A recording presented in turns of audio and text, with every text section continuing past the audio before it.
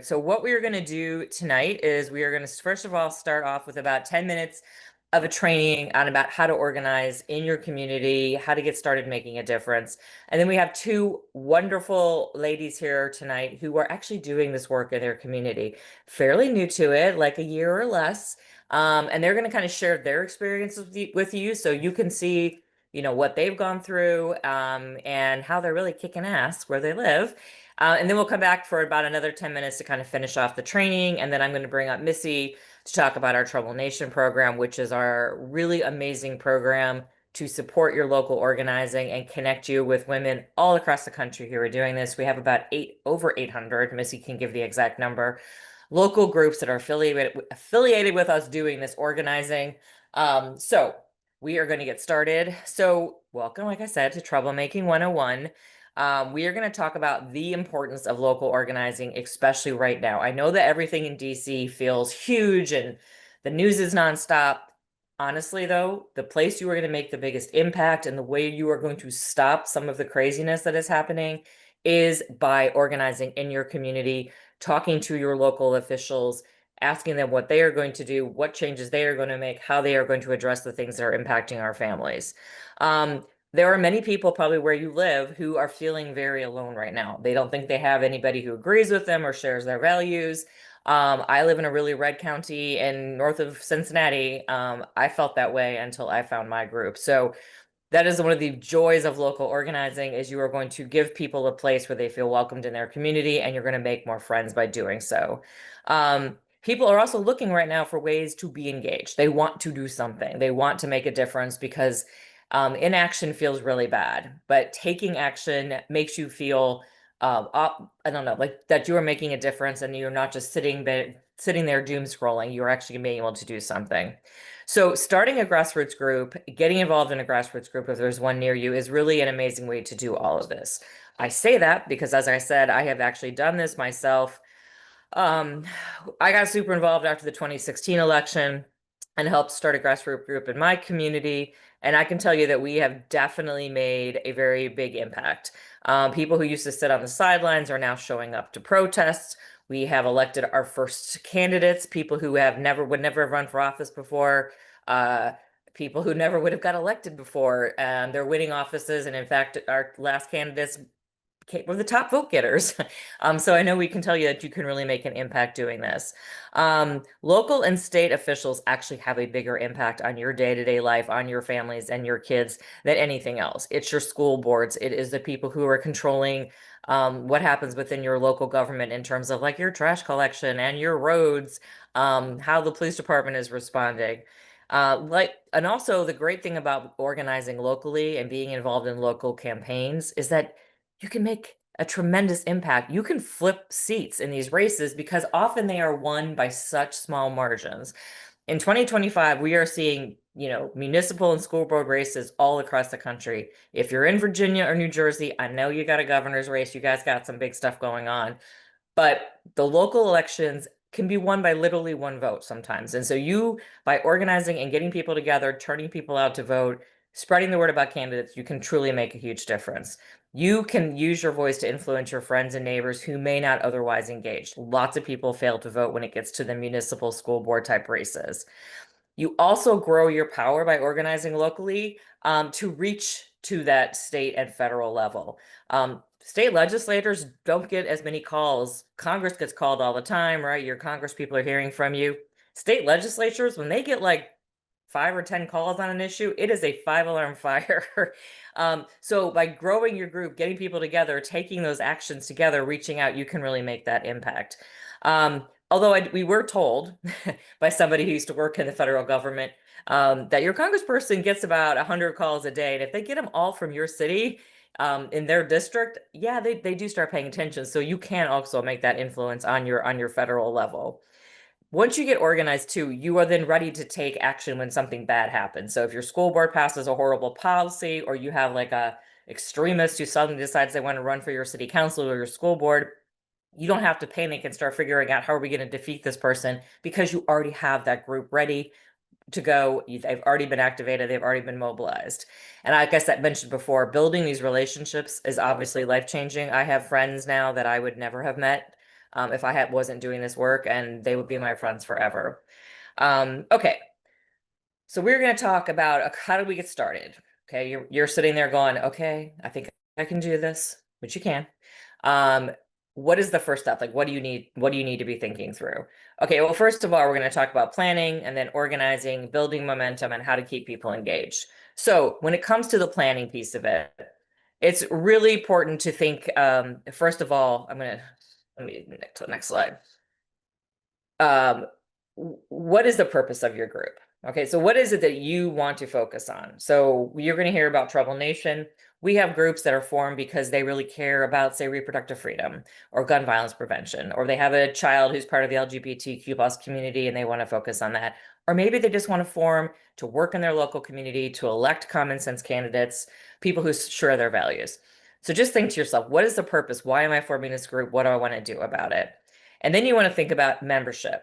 Who are you welcoming into your group? Okay.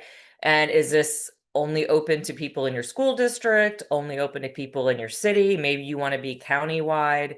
Do you want people of all political persuasions, or are you only allowing people of a certain party or independence? Um, it's really important to think those types of things through because you want to set parameters around it.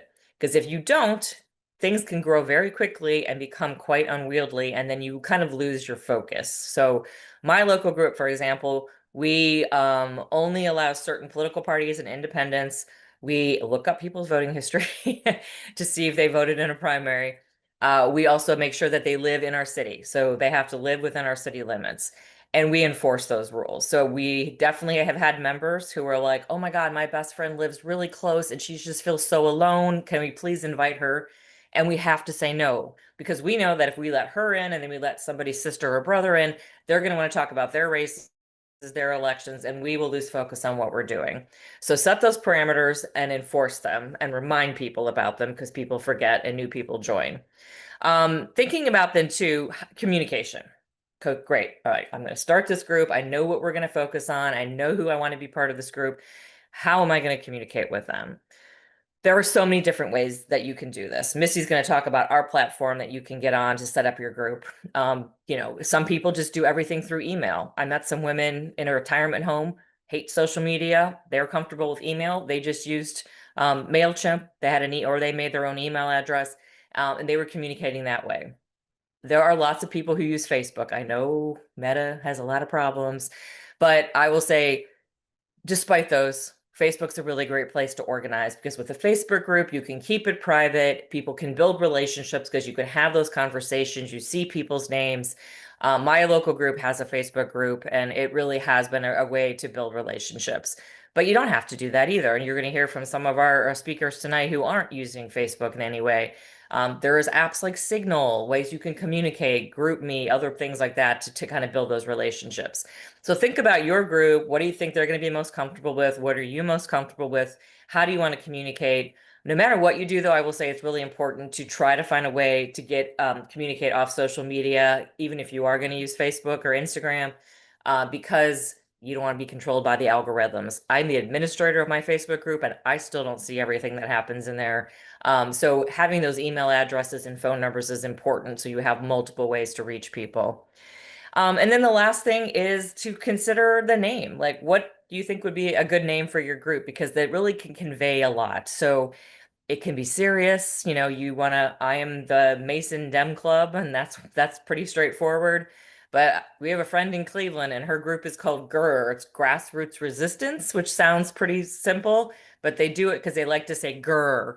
I've heard everything from, badass women of this. So what you're putting in your name just kind of has a vibe. So just kind of thinking through, okay, well, what do we want to call this, and what do we want people to hear when they do hear the name of our group? Okay, so now we're going to talk about organizing. So you have made your plan. You've got whatever platforms you're going to use. Now it is time to start inviting people. Start with the people you know. And it is okay if you say to me right now, I only have a couple of friends who feel the way I feel. I don't know if this is going to go anywhere. I'm going to tell you a couple of things. It's going to grow, and it's going to grow faster than you think. I have been doing this training. Julie and I have been doing this training for multiple years. I have never had a single person come back to me and say, I started a Facebook group and nobody joined. I have people mostly coming back saying, I started a Facebook group and oh my God, it grew so fast I couldn't handle it. So don't be afraid. Just go ahead and launch. Start with the people you know. They will invite people they know, and then so on and so on and so on. It will grow. Um, get on social media, share about the group if you're okay with it being really public. Red, Wine, and Blue puts out a ton of social media content. Share that stuff out. See who comments and likes on it, who responds to it. Those might be your people, someone that you can invite in. Go into other communities too. Look for comments on your community pages, or maybe you're into gardening or crafting or something, and just kind of suss out like who in there might be a good person that you can DM and talk to. Definitely invite your members to invite new people in. The other thing that we like to give a pro tip is if you do start a Facebook group, use your membership questions to your advantage. Don't just say, please check here to follow the rules.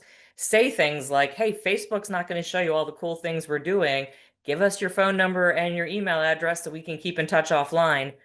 A lot of people will do that for you. So it's a really good way to get that information so you can communicate offline. And like I said, you're going to be very surprised at how fast it will actually grow. Okay, you're planned, you've launched, you're building the group. So now you need to build that momentum, which means it's time to get together. We want your first meeting to be fun. Okay. You want to set the vibe. I know there's limited space. Sometimes you have to go to that municipal building that's free or the library room that may be a little bit drab. Maybe not everybody's going to open up their house. But try as much as you can to set a fun vibe, tone, location. Can you find a bar or a community room or somewhere where people can get drink and food? Maybe it's someone's house, maybe it's not. But is the invitation fun? You're using kind of fun like language. You can definitely check out Red, Wine, and Blue for that. Encourage people to bring a friend. The other thing we like to do is have social time to start because part of the point of this is to build relationships, right? It is not just about doing the work, it is about building relationships. You are building a community. You are going to be doing this year round. You're not popping in at elections and leaving. You are building community where you live. So we do a half hour before the start of the meeting for my group. People come, have a drink, get some appetizers, hang out, chat, meet new people. It's a great way to bring new people who may be feeling nervous in. And then have an agenda. Okay. You want to be really conscientious of people's time because no one's going to come back. We've all gone to those meetings that went over for hours and you're sitting in these hard chairs. No, you have an agenda. People know what you're going to talk about and you try very hard to keep to those time parameters. If you can have introductions, get to know each other, that's great. Maybe a fun icebreaker. But be aware that icebreakers can quickly take up a lot of time if you have a larger group. So just kind of think through, maybe it's just a one word about why you're here. Have someone model that who you're friends with so that you don't kind of get down that rabbit hole of everybody talking for 20 minutes. Um, and then what can you do at a meeting? There's so many things. And Missy's going to talk to you about some of our resources. We have a ton of ideas for meetings, but invite an elected official to talk about what they actually do. People don't know what school boards do, what city councils do, what a state legislator does. Or maybe there's somebody who has an issue they care about and they can research it, or an advocacy organization in your city. Give people an overview of like government if you can do that. And then you always want them to leave with something to do. And it doesn't have to be hard. It's a call to action, a CTA. It could just be, hey, attend a school board meeting or watch a recording, call your state legislator about an issue. Hey, look up this issue and learn about this. Anything that can be fun but not overwhelming is what you want to be doing there. Okay, I'm going to take a little break right now, and we are going to bring up Lindsay and Ellen, and we are going to have them share because these ladies are doing this work in their community right now, and they've only been doing it for a short time, and we want them to share their story with you. Okay, ladies, let's get started. So, Lindsay, you started a local Trouble Nation group in Roswell, Georgia. So, tell us why you started it and how is it going? Yeah, so we it started it started back in February, and a girlfriend of mine, Leah, just texted me and said, I need to be around like-minded women right now. I'm very stressed." And she had also been talking with another friend of ours who multi-generational, right? Anne's older. And so we decided to get together. So ours didn't start off with forming the group and the social media first. It started with this first meeting. And we decided to get together at Leah's house. And on a very rainy end of February meeting, we had 35 women show up. And we didn't have an agenda. We weren't quite sure what to do or what that would look like. But when we got in that room, what happened was and transpired was not just friendship and connection. We ended up all taking our turn to go around the circle and kind of share what we were experiencing and fear. And some people took longer, obviously, and we would move it along. But some people have husbands that don't feel the same way or have the similar values, and they were able to let that out. And it was just this feeling of camaraderie, and we knew we had something. So we decided to move it onto GroupMe, and since then, that 35 women at late February has grown to 450 almost, just under currently. And we've consistently met every month, bringing in local legislators, local candidates. We've had people speak about housing. So it's turned into something quite incredible. That's really impressive. Ellen, same question for you. You started a group in Ames, Iowa. So tell us why you started your group and how it's going and what you all are doing. Thank you for having me. We started a year ago right now, and it came out of some informal house meetings of people who were just gathering in homes, wringing their hands, going, what are we going to do? What are we going to do? And I then watched Heather Cox Richardson's Red Wine and Blue session on Project 2025 and went into the breakout room and said, I can do that. I can do what they're asking. And so we got a group started. There were 4 of us to begin with. We have grown to almost 200 now. And what we do on a regular basis, we have monthly meetings, like Lindsay said. We have a topic. We always focus on educating. So we want to impart some knowledge. We want to energize people to act. And we want to create community. So there's some element of that all the time, and we're always trying to be creative. We have slideshows now of all of our events that play on the screen so people can watch them, for instance, as they come in and be social. We have wine, snacks, that kind of stuff. So we do those monthly meetings. They're topic oriented. We pivoted from Project 2025, which was our focus up till the general election last November. We changed the name of our group to Democracy Every Day because we believe that that's what it's going to take, is every day we have to think about something. We do weekly and action alerts to our group. So we're sending out, we utilize the Trouble Nation message board. We also do strip the names out and then use some email as well. We're just getting a Facebook page now. So we do action alerts, we do events that are going on, whether they're virtual or online, just kind of pushing people so that they can find something. We started a visibility brigade in our community. So twice a week, Thursdays and Saturdays, that's where I was right before I came here. We stand on a very busy street corner with signs. We have probably 25 people all the time. We are doing that. We coordinate and plan big rallies. So we've done, the April, the Hands Off, the May 1, the No Kings. We're planning for Good Trouble Lives On. And we do advocacy. So we have built a relationship with a local elementary school that has the largest proportion of low income students.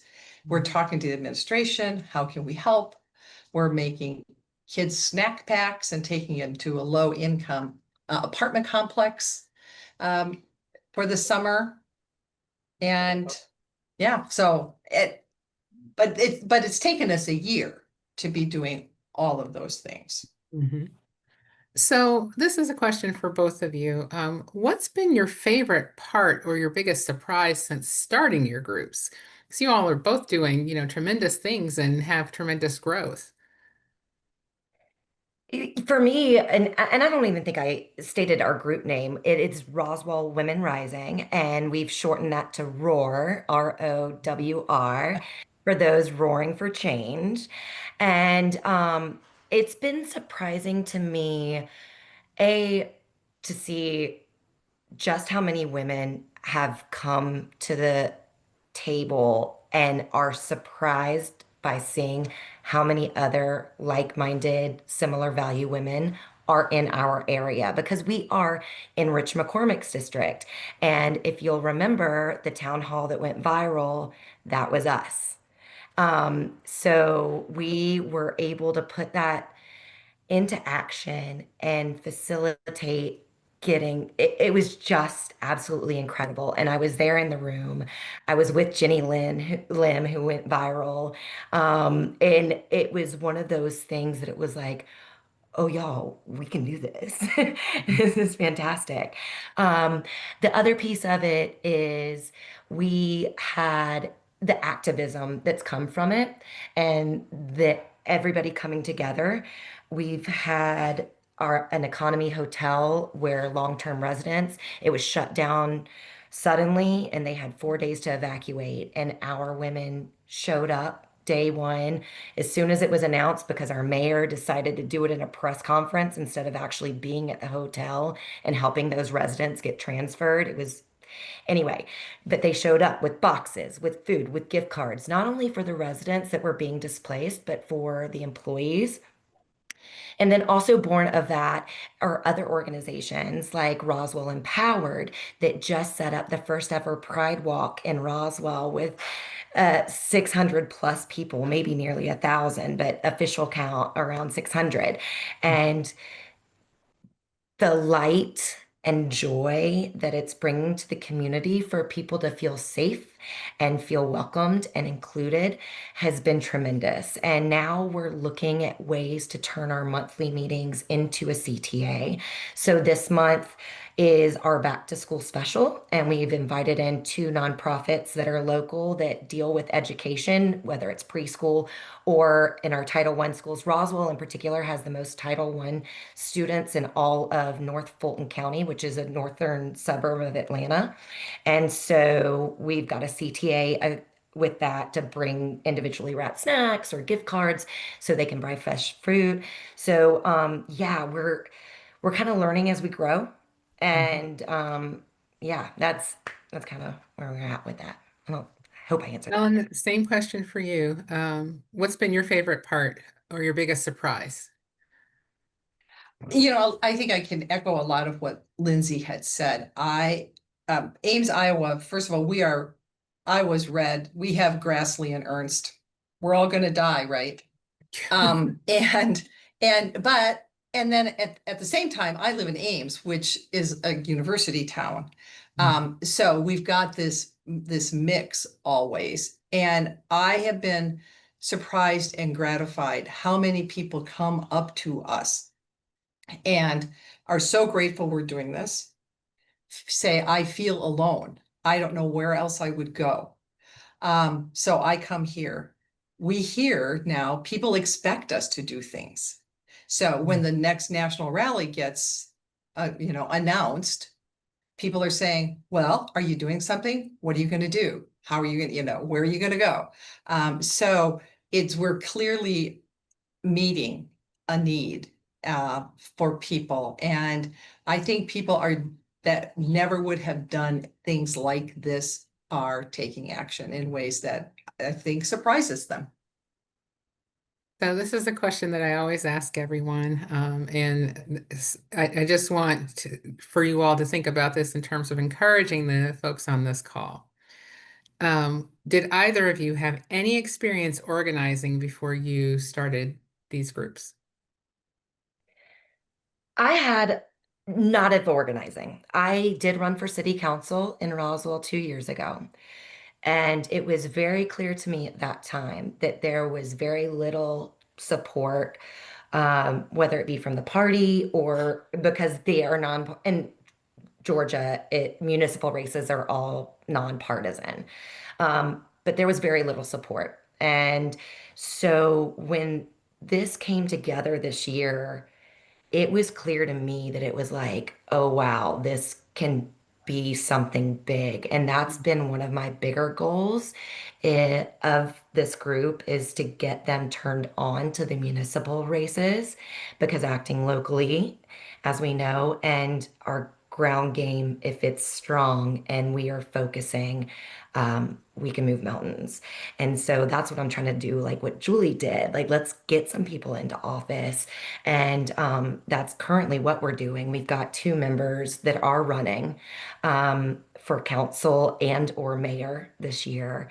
And so anyway, I'm starting to go on, but yeah, I really feel like that's the direction of where we want to lean in, as opposed to a specific like education or something like that. We're leaning in on paying attention to more local stuff at home. I think I answered that. I don't know. Ellen, what about you? Did you have prior organizing experience? Zero. Yeah, Yeah. okay. Zero. I mean, I've always been politically informed. I always voted. I cared, but I had never done anything.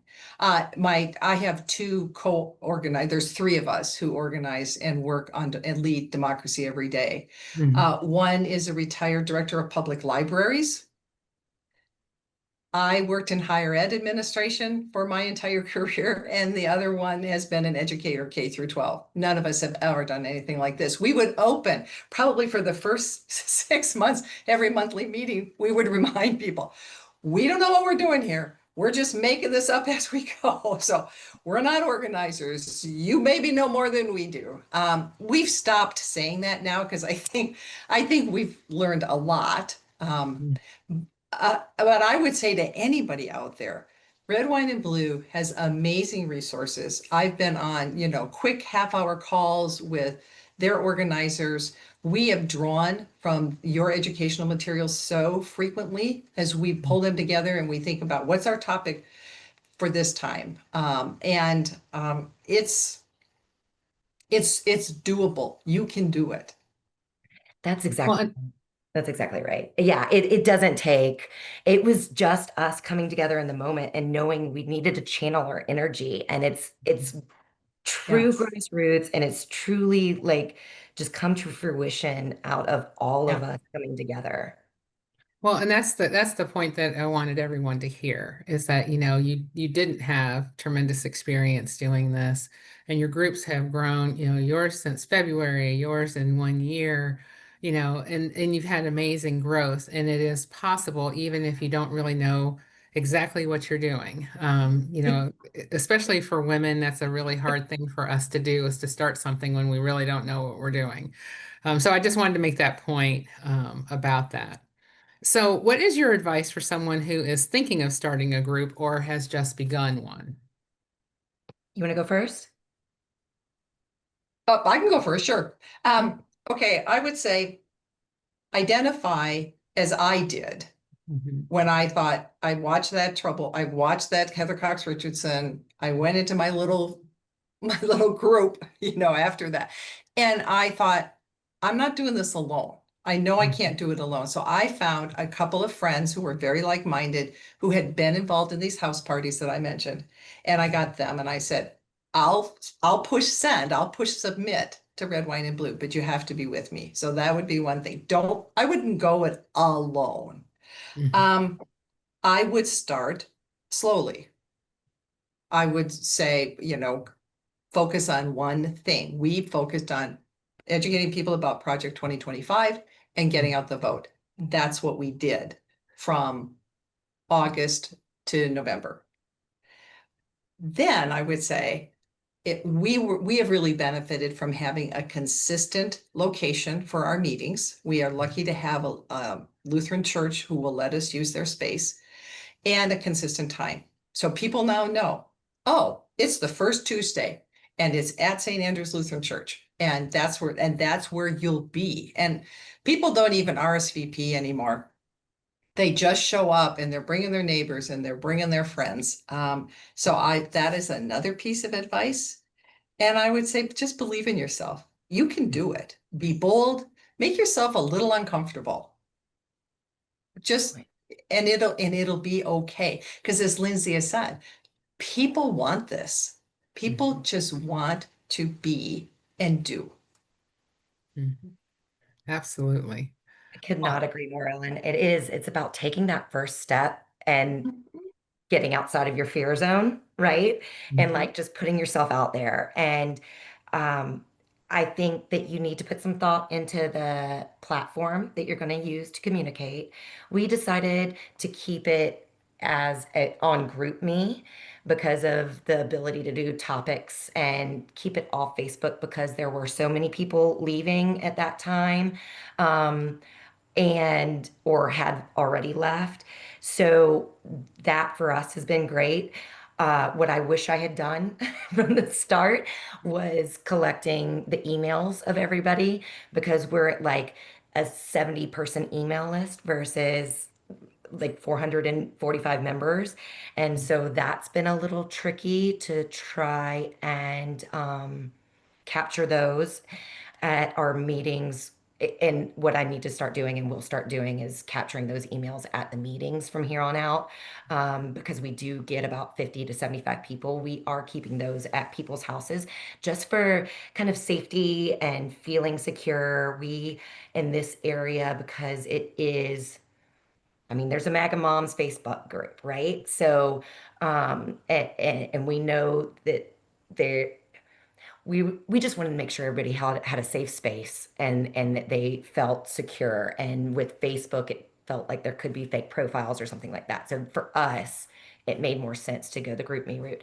Um, the other piece of advice is exactly, and make it fun, make it inviting, make it inclusive, and they will come.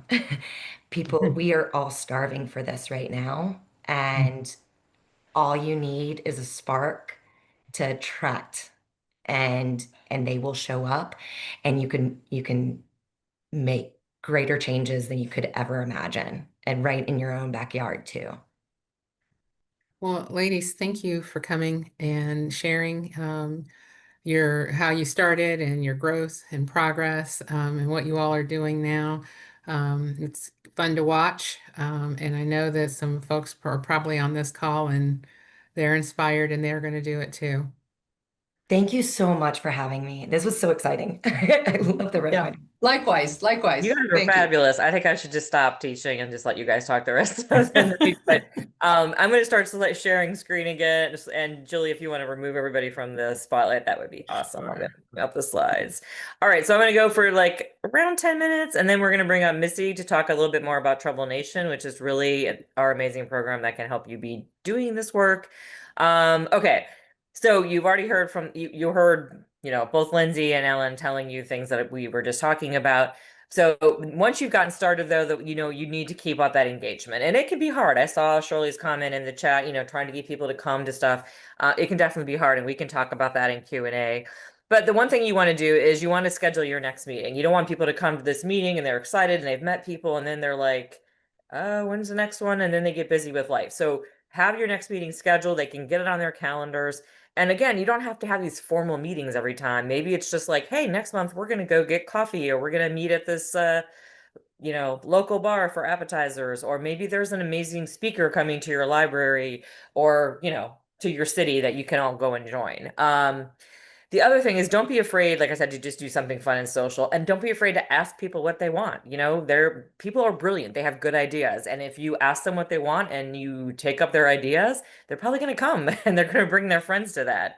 I saw somebody was saying how well, actually, and Ellen was saying this, that not to do this alone, but delegation is so, so, so important. Delegate, delegate, delegate. You can't take this all by yourself. It will become a lot. You need to have people who are willing to do this. I'm going to tell you right now, you can have 400 people in your group. Like Lindsay was saying, they are not all going to show up. You're going to get your handful of people who show up consistently and do the hard work. But those 400 people are going to vote probably. We can, push them to do some of the important stuff. But you need to ask people too. So I always say when I first started organizing, I would feel weird if I had to ask somebody, hey, would you mind doing this? And what I quickly realized is that people are flattered. If you say to them, like, I think you'd be great at this, I mean, they might say no because they don't have the time or something, but they're not going to be upset that you ask them to do something. And what I found with my group is when we have asked people, like, we need a treasurer. Can you be our treasurer? People do it. Like they actually step up and do it. So, go ahead and make that ask. The other thing too is when you bring other people in, when you delegate, that means people are more invested in what you're doing. They're more likely to keep being involved, to invite more people. And that's really what you want to be doing. So they can become co-leaders. They can help you plan the next meeting. They can help set up the social time. They can lead a committee. We right now have committees on all the different issues in our state that we care about because it's so much. So we have committees that people can join, and it's just 2 or 3 or 4 people on a committee, but they're tracking issues or reporting out at meetings. So just find a way to really, get people involved. They can help with social media content. Create a group chat too. If you're not on Facebook, if you're not using GroupMe, find a way for people to communicate. And I love having a group leader chat that's separate because you can really do your planning. All right, so you might be saying, okay, I'm all in, but I'm not sure like what to do at these meetings. So Trouble Nation's got a ton of advice on this, but I would just, you're going to hear from them soon, but I want to give you just some kind of ideas of things that we are doing. So, educate. So learn about the issues going on in your state, what legislation is going through your state house that you need to know about, hosting those elected officials, bringing in state advocacy groups. I'm in Ohio. We have an amazing group called Honesty for Ohio Education. They came and spoke about all the education bills. Teach people skills, how to write a letter to the editor, how to talk at your school board meeting, how to do a public records request.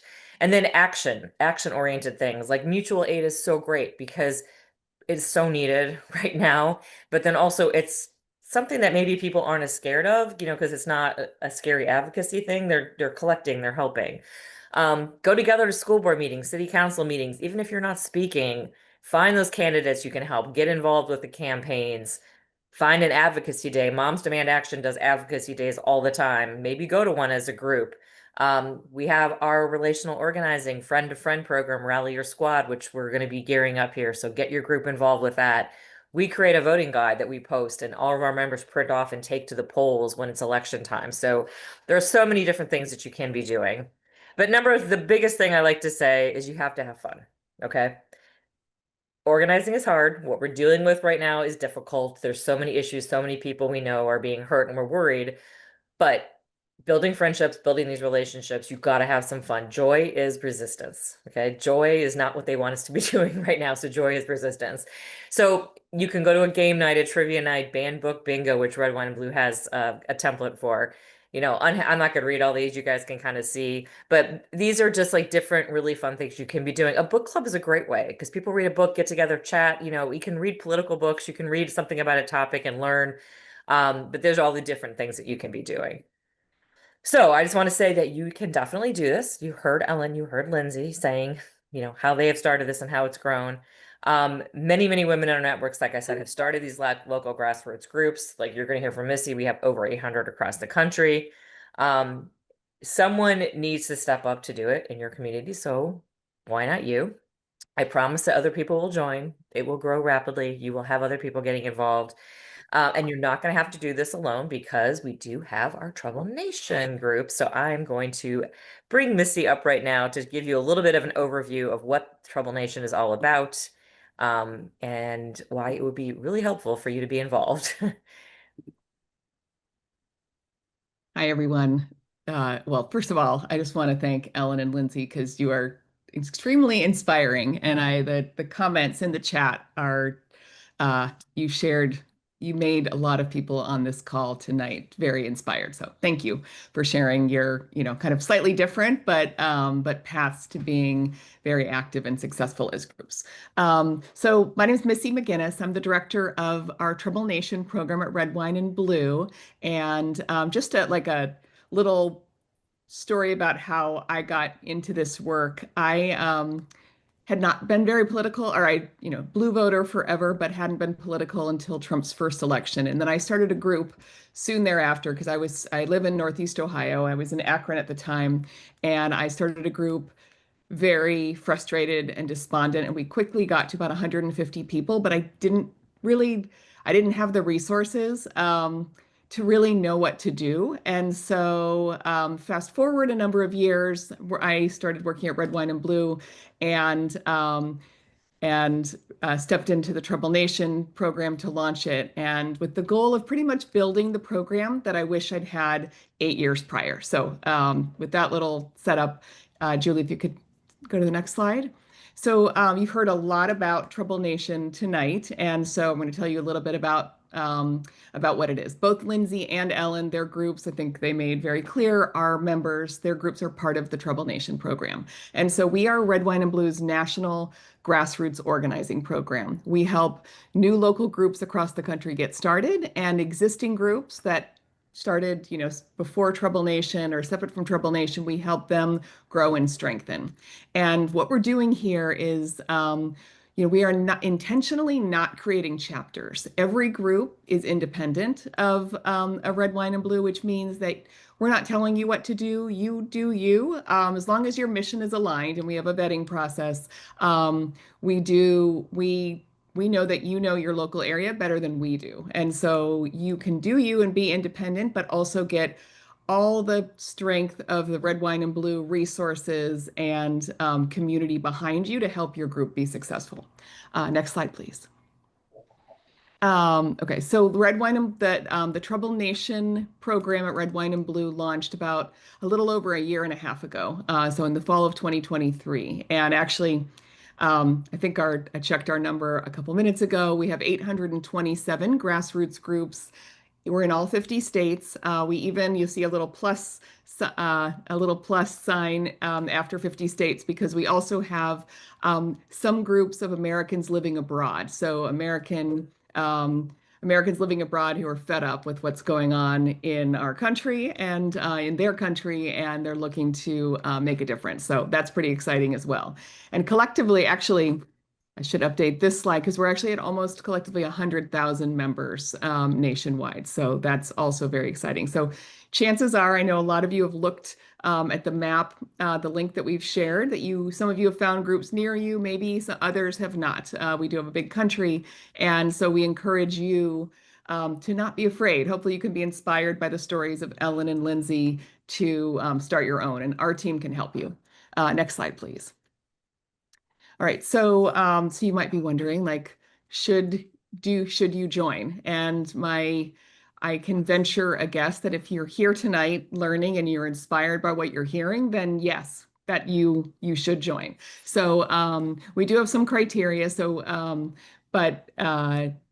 and we do vet every single group that comes through to make sure people are here for the right purpose. But basically, if you are someone, or if you're just an individual, or if you have a group already and you want to connect with other people who are like-minded and want to make a difference in their community, then this is for you. So we see several different types of people coming to us who want to join, like in varying levels of organizing. So some, you may be part of a very well-established local group already, but you want to grow your membership or strengthen your organizing with the tools of Red, Wine, and Blue. So yes, we would love to have you join us.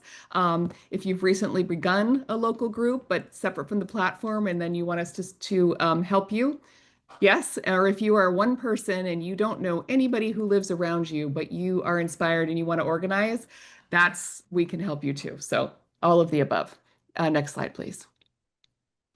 Okay, so this slide, I'm going to spend a minute or two here, but it basically is what we offer in the Trouble Nation program in a nutshell. So starting left to right, the new member recruitment. So Red, Wine, and Blue, we have more than 750,000 people, mostly women, in our network. And we're in every state, every county in the country. And so what we can do, if you join Trouble Nation, you wish to have us help you grow, you can ask us to send an email to the Red, Wine, and Blue members who live in your area, telling them about your group or about an event you have planned. And so that's the way that lots of groups grow in that way. Second bucket is dedicated landing page. And so every group that's part of Trouble Nation. You get your own web address. You have a website where you can create events, you can create petitions, you can manage your membership, you can see the email addresses and join date of all and the names of everybody who joins your group. You can communicate with them, and you can share if you are also organizing off that platform. You can share links to other places where you're organizing. We now. Actually, I should have asked this before. If you are already a Trouble Nation member, please share that in the chat. I saw some of you were, Martha. I saw that you were sharing about your group, but others share where you're from and your group's name. But if you are a Trouble Nation leader already, you'll know that this summer, our group's functionality on the platform is undergoing like a massive improvement. And so practically every single week, a new feature that we've been asking for happens. So if you're already organizing, please stay tuned to some of the changes because they're very exciting and they're all on that landing page. The third bucket is right below dedicated landing page. It's connections with other leaders. So with 827 groups nationwide, that means we have groups in every single state. And so one of our core tenets with the Trouble Nation program is that we know that leaders want to connect with other leaders to learn from each other. If you're all in the same area, maybe you can coordinate on events or campaigns or things like that. And so our team, we help leaders connect in a number of different ways. We have a communication channel where everybody can communicate. It's actually migrating to the Red, Wine, and Blue app. So if I would just kind of put a little plug here to search your local app store for Red, Wine, and Blue and join it, whether or not you're a Trouble Nation leader or not, because that's where all this communication is going to be happening. But in addition to that, our group, we do a couple monthly virtual casual events, one during the daytime and one in the evening time, just for Trouble Nation leaders to come and share. It's a very informal gathering, but it enables relationships to develop. And then also our organizing team on the Trouble Nation team can actually just manually connect you with other leaders in your area, in your state, or even if you're an issue focused or if you have a specific purpose, we can connect you with other groups that are doing similar purpose that might not even be anywhere near you geographically. Fourth bucket is leadership and advocacy training. So if you're here tonight, you're getting a flavor. You heard what we've done tonight, but also Julie Collins shared all these wonderful events that we have nationally. And Red, Wine, and Blue has so much education and training nationally.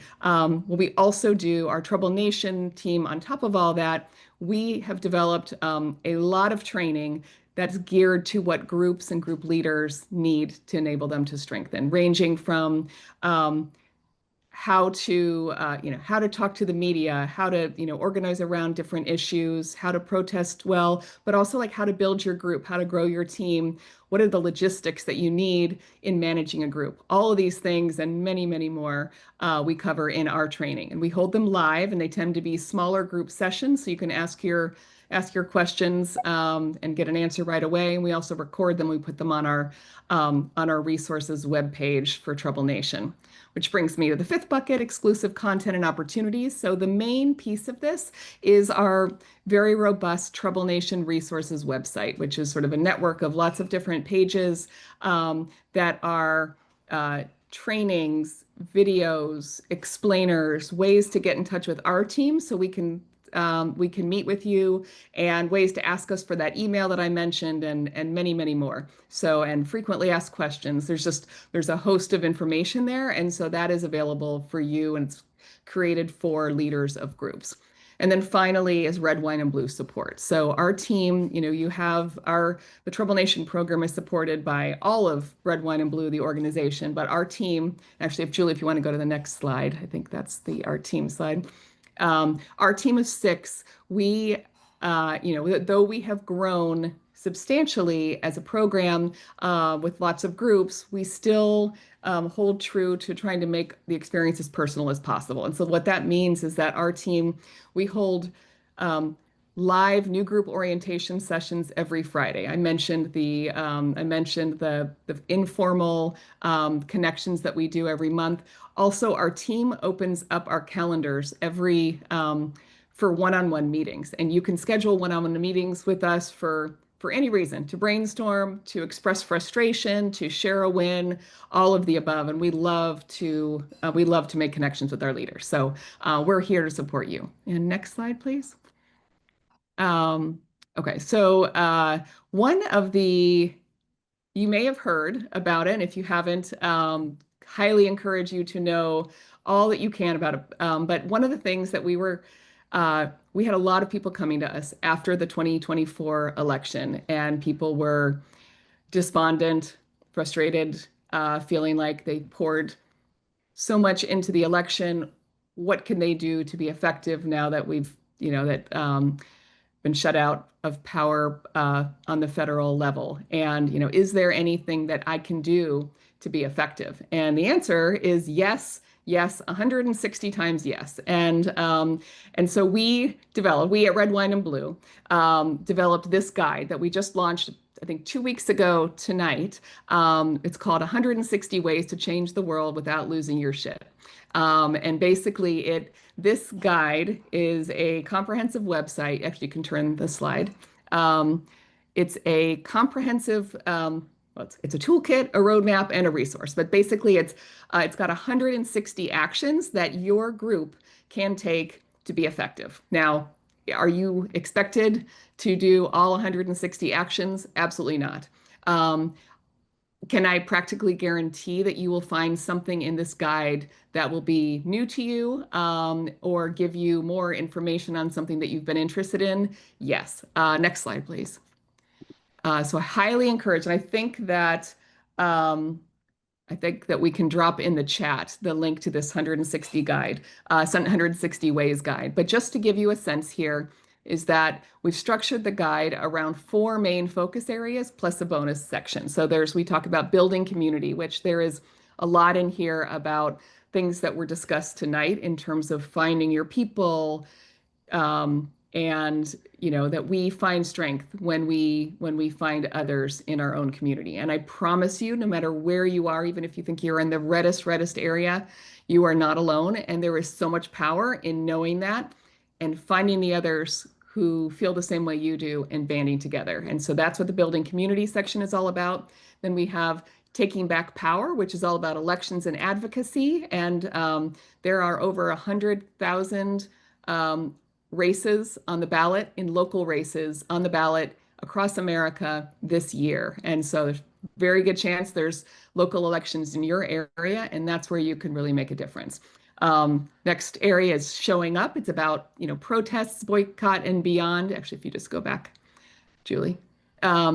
Protests, boycotts, and beyond, where, yes, we know lots of groups are protesting, and that's absolutely wonderful. But it's also about how can you do more than just that day of protest and give legs to the work that you're doing.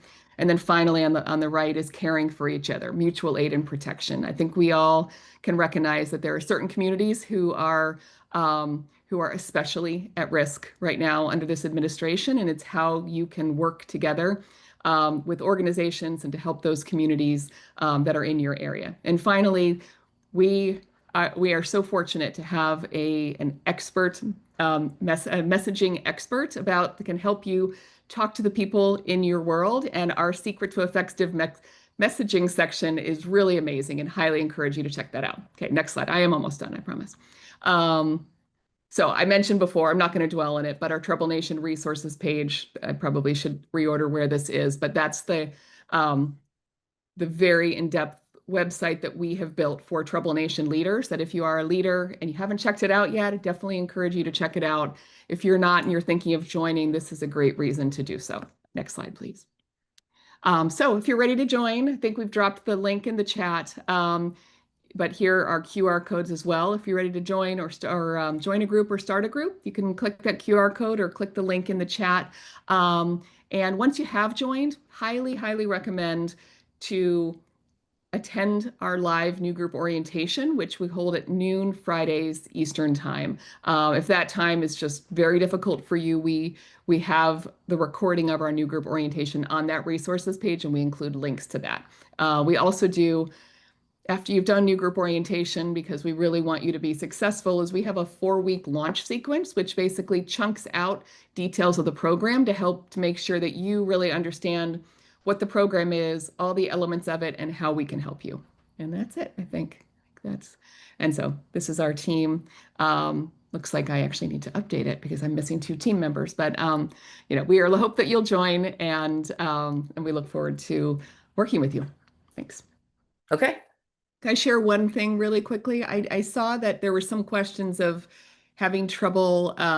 Like, I know we have a lot of groups in Connecticut. I want to say we have 10 or 15. If you're not seeing it, I would refresh your page and kind of start over. Sometimes there can be a little bit of a glitch in the search function and you cannot find what you're looking for.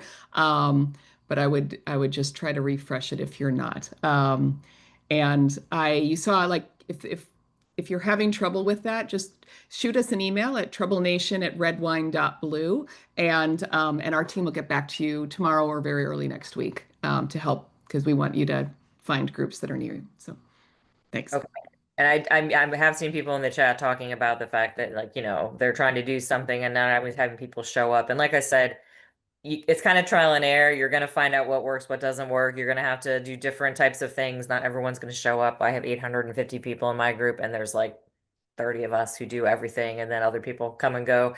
But we definitely make an impact because we have elected people to office, because we have those many people in our community. So I'm dropping the links there again. So please check out Trouble Nation if you're interested, or look for a group near you on the map. Please go check out the guide, because it'll help you if you're starting a group. And even if you're like not quite there yet, go through the guide, because there are things you can even do with your friends right now. And I think that's it for the evening. So I want to say thank you to Ellen. I would bring Lindsay back up, but she's off camera, so I can't. She's probably dealing with kid. Anyways, so thank you so much for Ellen and Lindsay. You guys were actually super inspiring, and so glad we had you on. And everybody have a really great evening. We'll see you all soon. Oh, there's Lindsay. See you all soon.